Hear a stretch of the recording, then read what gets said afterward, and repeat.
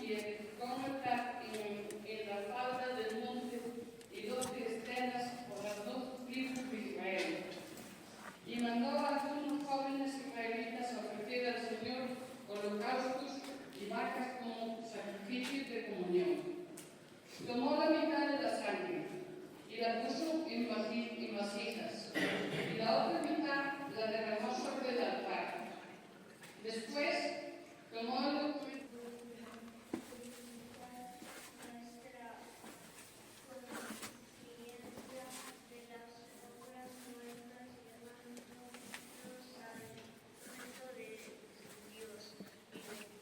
Por esa razón es mediador de una alianza nueva.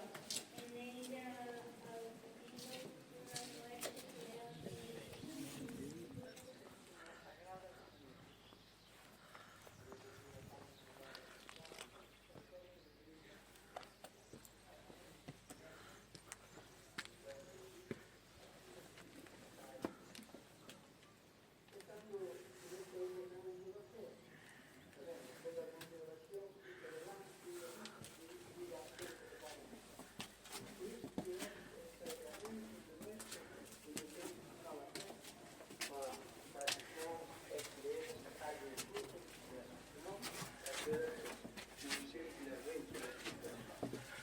para confirmar que efectivamente Jesucristo está presente no Santísimo Sacramento, realizándose moitísimos milagros, donde Cristo demostrou que estaba aí, Cristo demostrou que estaba no Santísimo Sacramento.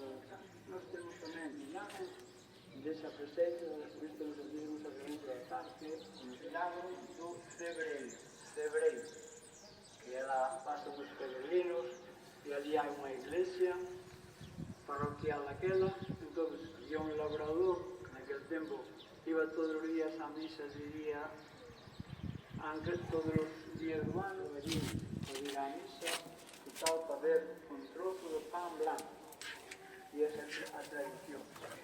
Entón, a hostia que tiña ali no altar,